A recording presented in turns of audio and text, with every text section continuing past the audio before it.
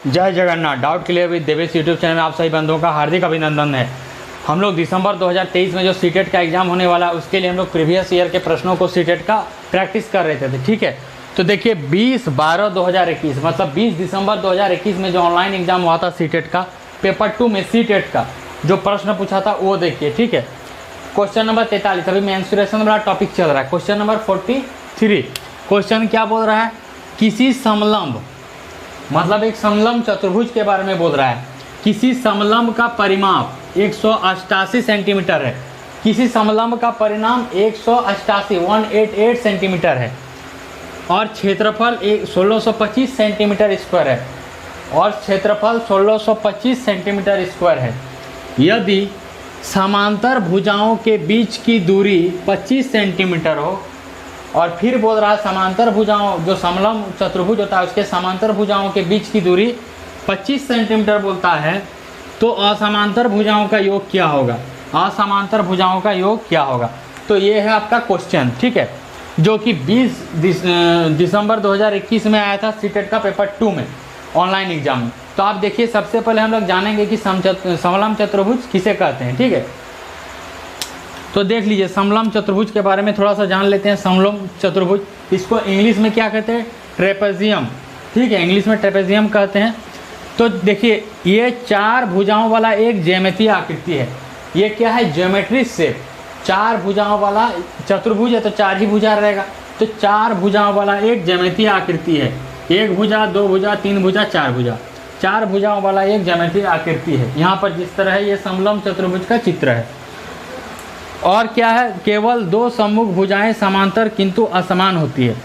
और ये इस चतुर्भुज में 2 सम्मुख भुजाएं आमने सामने की केवल 2 भुजाएं ही समांतर होगी, ये इसका कंडीशन है। तो आमने सामने की भुजा ये हो गया, ये समांतर है, ठीक है। देखिए ए बी और सी डी सम्मुख भुजाएं हैं, दोनों सम्मुख भुजाएं हैं। ए बी और सी डी एक दूसरे के सामने की भुजाएं, तो ये समांतर है। आप देख सकते हैं ये दोनों भुजाएं क्या है, समांतर है। खाली एक समलंब चतुर्भुज का कंडीशन है 2 सम्मुख भुजाएं आपस में समांतर होनी चाहिए।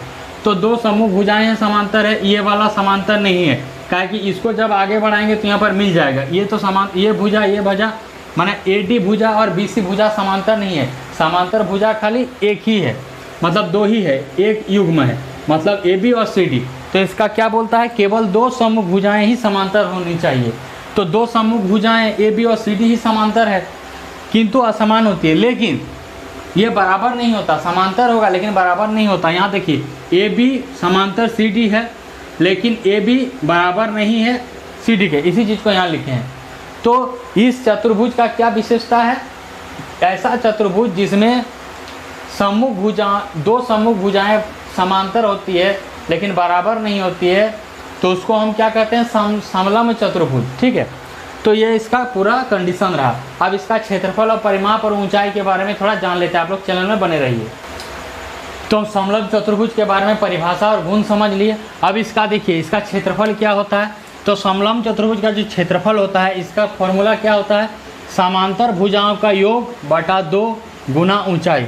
तो समांतर भुजा क्या है अभी बताए, AB और CD समांतर भुजाएं हैं, तो समांतर भुजाओं का योग बटा 2 गुना ऊंचाई। देखिए यहाँ पर ऊंचाई ये भी ले सकते हैं, ये भी ले सकते हैं, बीच से भी आप ले सकते हैं। ऊंचाई को यहाँ पर h मान लिया, हाइट बोलते हैं ना ऊंचाई को, तो h मान लिए। तो समांतर भुजाओं का योग क्या है, AB और CD समांतर है, AB प्लस CD समांतर भुजाओं का योग। तो समांतर भुजा कौन कौन है, AB और CD, तो समांतर भुजाओं का योग है AB प्लस CD कर दिए बटा 2, तो 2 लिख दिए, और हाइट को h माने हैं तो h लिख दिए। ये हुआ समलंब चतुर्भुज का क्षेत्रफल।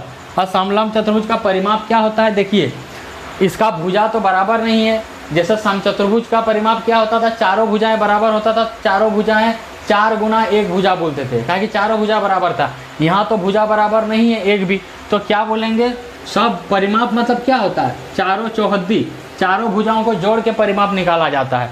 तो क्या करेंगे, इसमें तो बराबर नहीं है भुजा, तो सभी भुजा को जोड़ेंगे, वही परिमाप हो जाएगा। तो लिखे हैं चारों भुजाओं का योग क्या है, AB प्लस BC, तो प्लस BC, CD, DA, चारों भुजाओं का जोड़ के परिमाप निकालेंगे, ठीक है।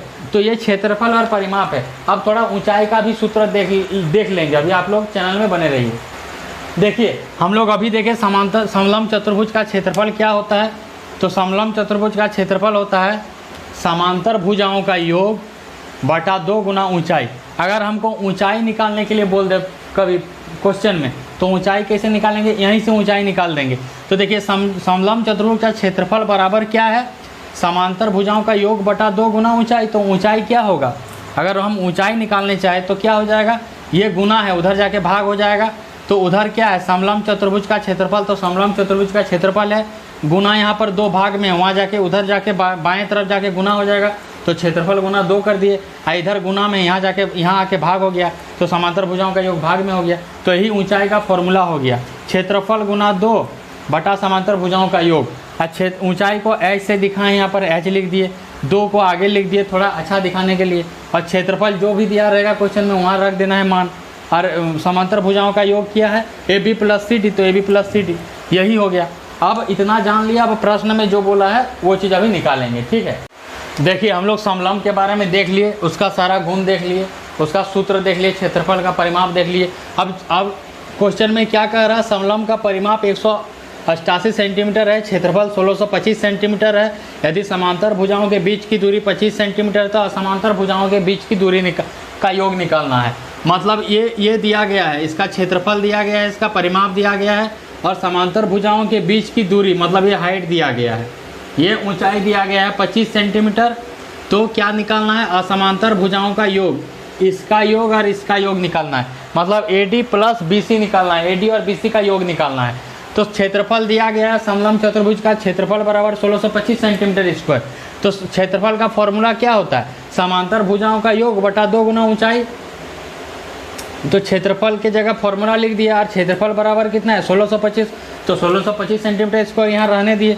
देखिए समांतर भुजाओं का योग क्या है, समांतर भुजाओं का योग AB प्लस AB और CD, तो इसका योग बोल रहा है, तो AB और CD को जोड़ के लिख दिए यहाँ पर, समांतर भुजाओं का योग गुना ऊंचाई। ऊंचाई कितना है 25 सेंटीमीटर दिया गया है, समांतर भुजाओं के बीच की दूरी ही ऊंचाई हुआ, ऊंचाई 25 सेंटीमीटर, यहाँ 25 सेंटीमीटर आपका लिख दिए, यहाँ पर 25 सेंटीमीटर लिख दिए। उधर क्षेत्रफल को रहने दिए 1625 सेंटीमीटर इसको। ये जो 2 है ना, इस 2 को भाग में उधर जाके गुना कर देंगे, तो गुना कर दिए यहाँ 1625 सेंटीमीटर स्क्वायर गुना 2। यहाँ देखिए 1 सेंटीमीटर, यहाँ सेंटीमीटर स्क्वायर, तो एक बार में कटा, 1 सेंटीमीटर बचा। तो यहाँ पर क्या हो गया, AB प्लस CD बराबर 1625 सेंटीमीटर हो गया, यहाँ सेंटीमीटर लिख दिए, गुना 2, ये गुना में है 25, तो यहाँ उधर जाके बराबर में के उधर जाके RHS में भाग हो जाएगा, तो 25 ले लिए भाग में। अब देखिए AB प्लस CD कितना निकलेगा 25, 1625 को 25 से 65 बार में काटेंगे, आप भाग देके देख लीजिएगा। तो 65 बार में काट दिया 1625 को 25 से, तो अब यहाँ क्या बचा 65 और गुना 2, तो सेंटीमीटर, तो 130 सेंटीमीटर। मतलब समांतर भुजाओं का योग कितना निकला, समांतर भुजाओं का योग AB और प्लस CD का योग जोड़ कितना निकला 130 सेंटीमीटर स्क्वायर, 130 सेंटीमीटर। जब समांतर भुजाओं का योग निकल गया, मतलब 2 भुजा निकल गया, हमको क्या पूछ रहा था, आपको पूछ रहा है ये असमांतर भुजाओं का योग। तो देखिए 2 भुजा का मान निकल गया और ये 2 भुजा का मान निकालने बोल रहा, तो कैसे निकलेगा, इसका परिमाप दिया गया है पूरा, चारों भुजा का योग दिया गया है, चारों भुजा का योग बराबर 188 है, और 2 भुजा का निकल गया, तो उसमें 2 भुजा का योग घटा देंगे, तो बाद बाकी जो बचा है 2 भुजा का मान निकल जाएगा, ठीक है। तो अगला स्लाइड में 2 भुजा का मान हम निकाल लेंगे। अभी कितना निकला याद रखिए, AB और CD का प्लस CD 130 सेंटीमीटर। अब बाद बाकी दूसरा भुजा का भी 2 भुजा जो बोल रहा है उसका भी मान निकाल लेते हैं। देखिए समांतर भुजाओं का हम योग निकाल लिए, AB प्लस CD 130 सेंटीमीटर, इसी को यहाँ पर लिखे हैं फिर से हम, AB प्लस CD कितना निकला 130 सेंटीमीटर। अभी देखें ना 130 सेंटीमीटर पीछे में भी निकाले इसके पहले। तो अब देखिए परिमाप क्या दिया गया, परिमाप 188 सेंटीमीटर स्क्वायर। परिमाप का सूत्र क्या होता है, समलंब का चारों भुजाओं का योग, तो चारों भुजाओं को जोड़ के लिख दिए AB plus BC plus CD plus CD plus DA, चारों भुजाओं को जोड़ के लिख दिए। परिमाप कितना दिया है क्वेश्चन में 188 सेंटीमीटर, 188 सेंटीमीटर यहाँ लिख दिए। अब देखिए AB plus BC plus CD plus DA में 2 भुजा का मान हम निकाल चुके हैं, AB प्लस CD, तो AB प्लस CD को एक साथ लिख दिए, और यहाँ पर बी सी और डी को बी सी और डी ए, मतलब बी सी और डी ए को एक साथ लिखेंगे तो यहाँ पर बी सी हो जाएगा, यहाँ पर क्या हो जाएगा, यहाँ पर बी सी और डी ए को एक साथ लिख दिए। ठीक है, अब यहाँ देखिए 188 को इधर रहने दिए। ए बी और सी डी का मान कितना है 130 सेंटीमीटर, 130 सेंटीमीटर, तो यहाँ 130 सेंटीमीटर लिखिए। और इधर क्या बचा बी सी और डी ए, यहाँ क्या लिखे, यहाँ क्या बचा बी सी और डी ए लिख दिए यहाँ पर। तो देखिए हाँ बी सी और डी ए यही तो भुजा का हमको मान निकालना था, दो भुजा, यही तो बोल रहा है असमांतर भुजाओं का योग। असमांतर भुजा तो यही दोनों हुआ है ना, यही तो समांतर भुजा है, ए बी और सी डी समांतर भुजा है। और असमांतर भुजा कौन है, ए डी और बी सी। तो ए डी और बी सी, तो यहाँ पर ए डी और बी सी निकालेंगे कैसे, तो इधर जोड़ है उधर ले आएंगे तो माइनस हो जाएगा। तो 100 ए डी, यहाँ पर देखिए ए डी हो जाएगा, यहाँ पर ए डी और बी सी और डी ए कैसे निकालेंगे, बी सी और डी ए कैसे निकालेंगे, 188 इधर जो है 188 है RHS में, LHS में, ये जो है प्लस में इसको उधर भेज देंगे, 130 को इधर भेज देंगे तो 188 माइनस 130, तो 188 में 130 घटाएंगे कितना हो जाएगा 58। यही तो पूछ रहा था B C plus C D, ये B C plus C D का मान पूछ रहा था, तो 58 सेंटीमीटर हो गया। मतलब समांतर भुजाओं का योग निकाल लिए पहले, उसके बाद परिमाप है, परिमाप में उसको घटा दिए तो असमांतर भुजाओं का योग निकल गया। तो आप देख सकते हैं कितना आसान से क्वेश्चन बनता है। 2023 में जो दिसंबर में सीटेट का एग्जाम होगा उसके लिए आप लोग प्रिपेयर रहिए। ये थोड़ा सा लंबा चल रहा है कि ज्योमेट्री और मेंसुरेशन का चीज़ है, इसलिए थोड़ा लंबा कॉन्सेप्ट है, इसलिए कॉन्सेप्ट तो लंबा चलेगा ही। ठीक है, आप लोग वीडियो को पूरा देखिए और वीडियो से लाभ प्राप्त कीजिए। तब तक के लिए धन्यवाद। जय जगन्नाथ।